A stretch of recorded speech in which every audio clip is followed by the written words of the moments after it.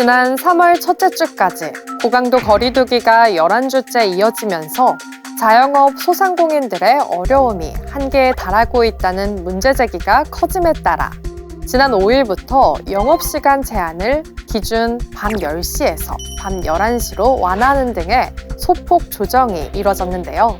자세한 내용 지금 바로 알려드립니다.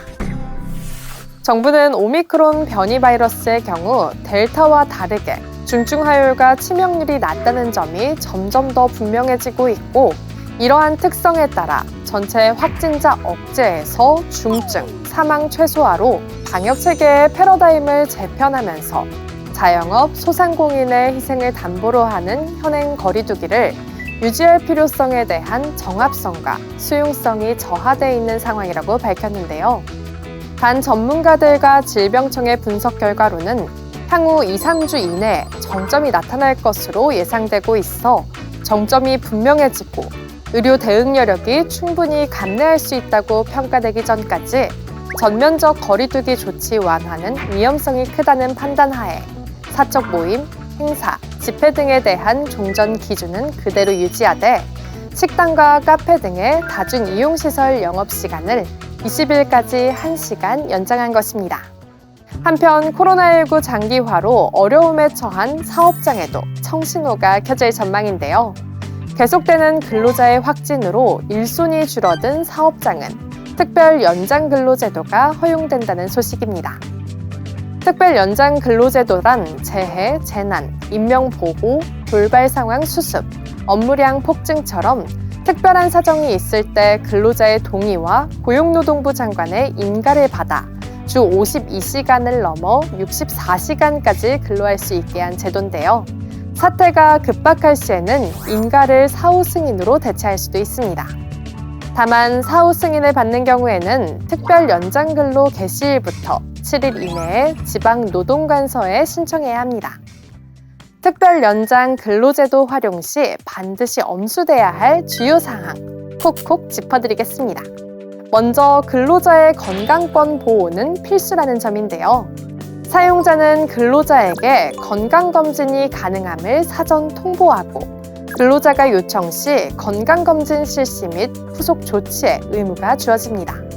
또한 한 주에 8시간 내로만 특별 연장 근로 운영, 근로일간 11시간 연속 휴식 부여, 특별 연장 근로에 상응하는 연속 휴식 부여, 이 3개 중 하나 이상을 선택해 반드시 지켜야 합니다. 자세한 문의사항은 근로감독정책단 임금근로시간과에서 가능합니다. 오미크론 변이의 가파른 확산은 2월 소비자 심리지수의 악화에도 영향을 미쳤는데요. 소비 심리가 위축된 배경 가운데 하나인 물가 상승세를 잡기 위해 정부가 두 팔을 걷어붙였습니다. 통계청이 발표한 2021년 4분기 및 연간 지역 경제 동향에 따르면 지난해 4분기 전국의 소비자 물가지수는 석유류와 외식 부분의 물가가 오르면서 전년 동기 대비 3.5% 상승함에 따라 지난 2월 22일 5년 만에 물가 관련 장관회의가 열렸는데요. 결정된 사항은 다음과 같습니다. 하나, 고유가로 인한 물가 영향을 최소화하고자 4월 말 종료 예정인 유류세 20% 인하 및 액화 천연가스 할당 관세 0% 조치를 7월 말까지 3개월 연장합니다. 둘, 최근 우크라이나 사태의 영향으로 인해 가격, 수급 불안 우려가 커진 품목은 할당 관세를 적용하거나 할당 관세 물량의 증량을 추진합니다. 셋, 농축수산물 가격 안정세가 이어지도록 3월 한 달간 총 70억 원 규모의 할인 쿠폰을 지원합니다. 넷, 물가 상승세가 뚜렷한 가공식품과 외식업계의 비용 부담 완화를 위해 사료, 식품 원료 구매 자금 금리를 각각 0.5%포인트 인하합니다. 다섯, 코로나19 등으로 어려움을 겪는 개인 사업자를 대상으로 4월 부가가치세 예정 고지를 제외하고 식품 포장재 교체 부담 완화 등도 추진합니다. 나에게 해당되는 정책은 없는지 꼼꼼히 확인한 후 야무지게 혜택 누리시기 바랍니다. 오미크론의 높은 전파력으로 향후 2, 3주 이내에 정점이 나타날 것으로 예고된 만큼 그 어느 때보다 일상 속 방역 실천이 중요한 때인데요.